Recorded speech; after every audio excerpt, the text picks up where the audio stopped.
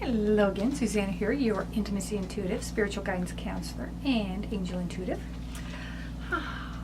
Since it is like a gazillion degrees outside, just a few degrees cooler than the sun, I think, outside.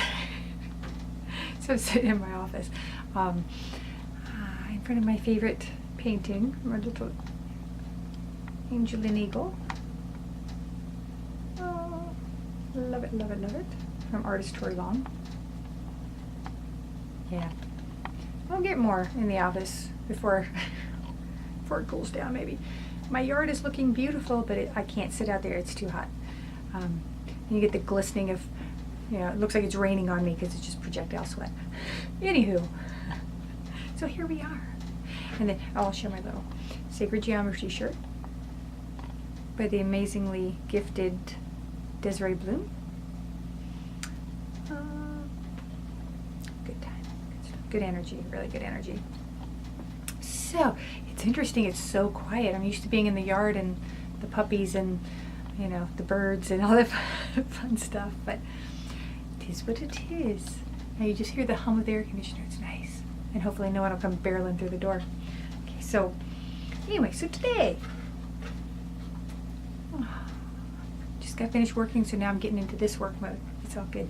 So I wanted to talk about a subject, and it's actually interesting because I thought, well, maybe I'll do a card or something later, and then I forget I have so many cards and wonderful things here, and cards I forgot about, and it actually goes with the subject I wanted to talk about today, and because I get so many questions, people asking, I'm a good person, why does all this crap happen, why is all this bad stuff? And I know we've probably done a few videos before about the whole why bad things happen to good people.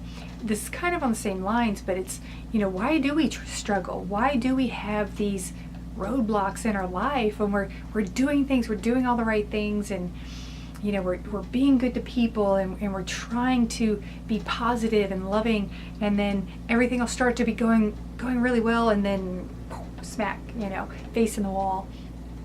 And it's like, what did I do? I don't get it.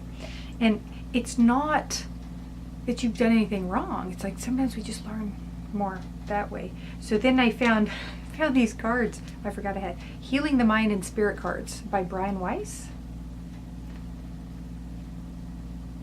Dr. Brian Weiss, who specializes in past life regression. If you've read Many Masters, Many Lives, Many Lives, Many Masters. I always get that mixed up.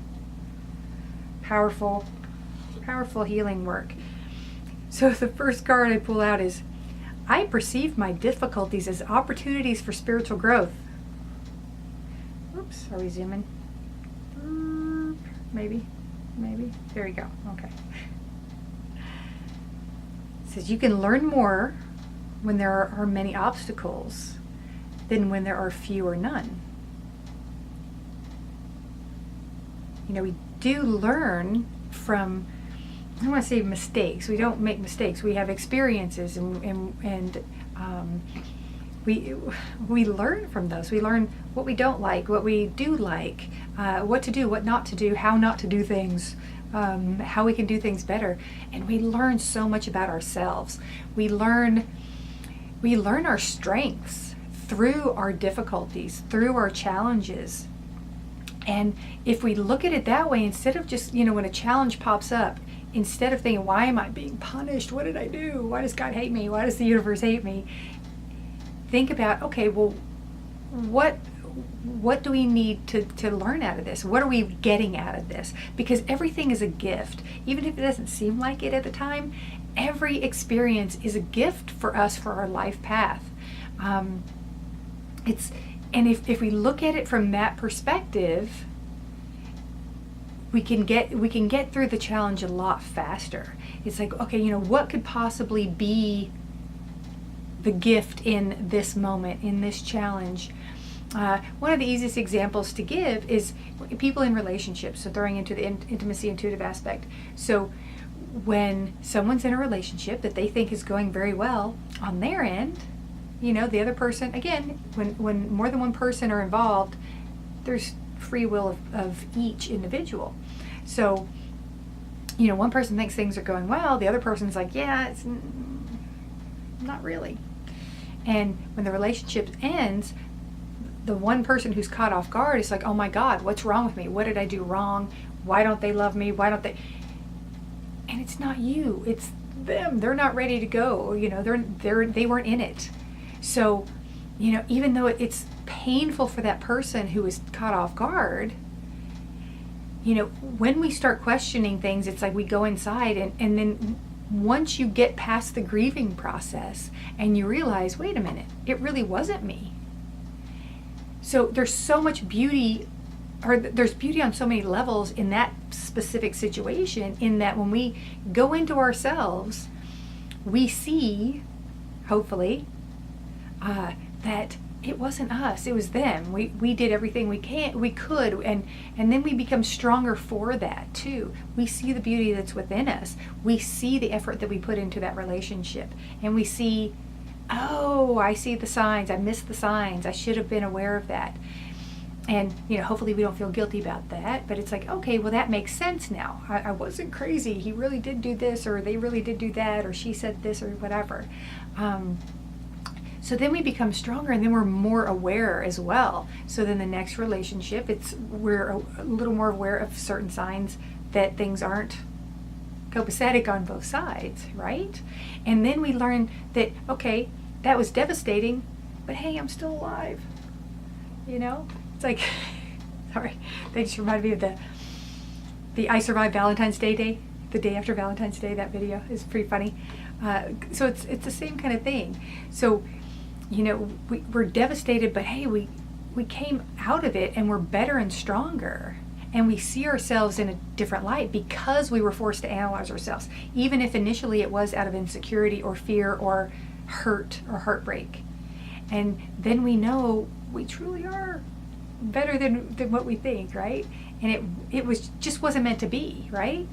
And then the next beautiful step in that is when we do meet someone who comes in, who truly fits us and who gets us, and that person is on the same plane of emotion that we are, and we can truly connect.